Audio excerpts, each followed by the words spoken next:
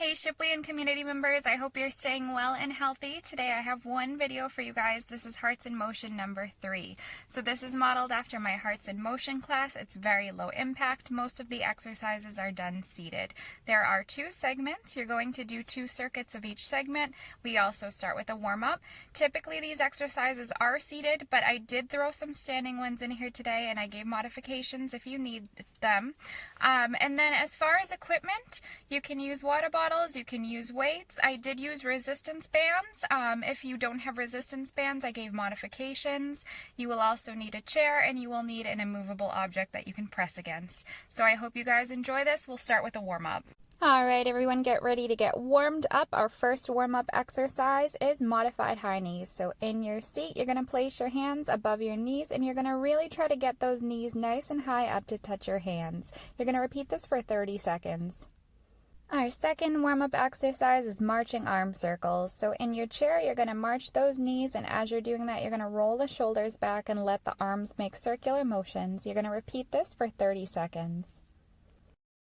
Our third warm-up exercise is a marching overhead push. So in your chair, you're going to lift those knees up high, alternating, and you're going to push those hands up overhead as if you're trying to push an overhead door open. You're going to repeat this for 30 seconds. Our fourth warm-up exercise is a same side push and tap, which means you're still alternating arms and legs, but the same arm as leg is going to push forward, so your right side and your left side. And you're going to repeat this exercise for 30 seconds. Our fifth and final warm-up exercise is an opposites push and tap. So alternating arms and legs, you're going to bring your left foot and right arm out, and then your right foot and left arm out. And you're going to do this for 30 seconds. That's the end of the warm-up, and you can do it again and move on to your exercises. The first exercise of Circuit 1 is an isometric hold into isometric pulses. So you're going to take an immovable object and you're going to place your palms against it. You're going to press as hard as you can for 10 seconds and then release. You're going to do the 10-second press 3 times, and then you're going to go into 12 pulses. To pulse, you're simply going to press against the immovable object with your palms in short bursts, and as I said, you are doing this 12 times before moving on to the next exercise. The second exercise of Circuit 1 is a wall push-up. So you're going to place your hands at about shoulder width apart or slightly wider. You're going to stand at arm's length away from the wall. You can come up on your toes if you need to. Then, you're going to bend your elbows so that your face comes towards the wall, and then you're going to exhale as you push back to the starting position. You're going to repeat this for 12 repetitions. To make it harder, move further away from the wall, and to make it easier, move closer. The third exercise of Circuit 1 is triceps extensions. You will need your resistance band for this, and if you don't have one, I give a modification right after. You're going to hold the resistance band in place with one hand, and with the other arm you're bending and extending from the elbow to work the back of your arms. You're repeating this for 12 repetitions and then switching arms.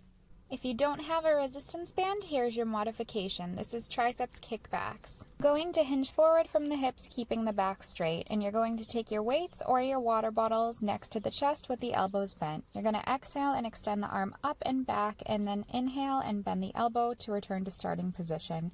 You're going to do this for 12 repetitions. Our fourth exercise of Circuit 1 is a chest pull. So once again, we're using a resistance band, and if you don't have one, a modification will be provided right after. You're going to start by holding the band with both arms. Your arms are straight out in front of you at shoulder level. You're going to exhale and pull the band apart all the way to the sides of the shoulders, and then you're going to inhale as you slowly bring it back in. You're going to repeat this motion for 12 repetitions, and you're supposed to do it slow to make the muscles work the hardest. If you don't have a resistance band, you're going to have to lie down for this modification. You're going to lie on your back with your weights or water bottles in front of your chest with a slight bend in the arm. You're going to inhale as you bring the arms out to the side, keeping that slight bend, and then exhale as you bring them above the chest again. You're going to repeat this for 12 repetitions. Our fifth and final exercise of Circuit 1 is a side to front shoulder raise. Starting with the weights by your sides, you're going to exhale them all the way up to shoulder level, keeping a very slight bend in the arm. You're going to come down inhaling, and then you're going to exhale as you bring them out to the front at shoulder level. Each one of these counts as 1 rep, and you're going to repeat for 12 repetitions.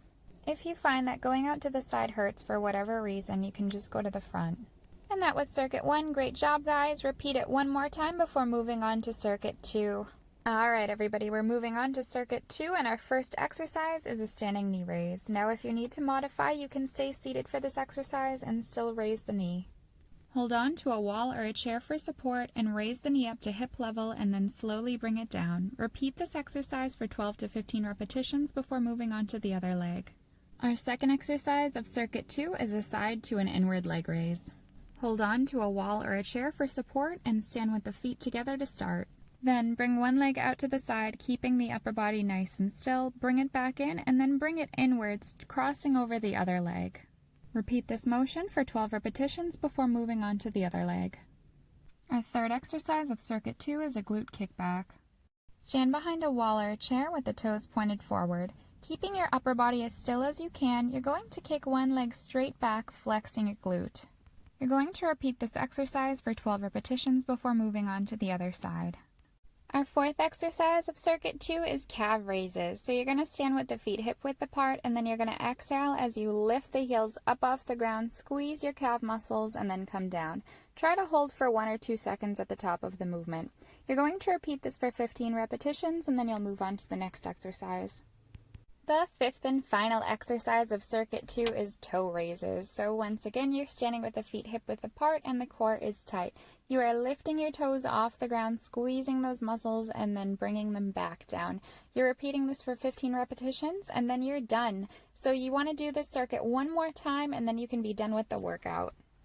Great job, you guys. I hope you enjoyed Hearts in Motion number 3, and I'll see you next week.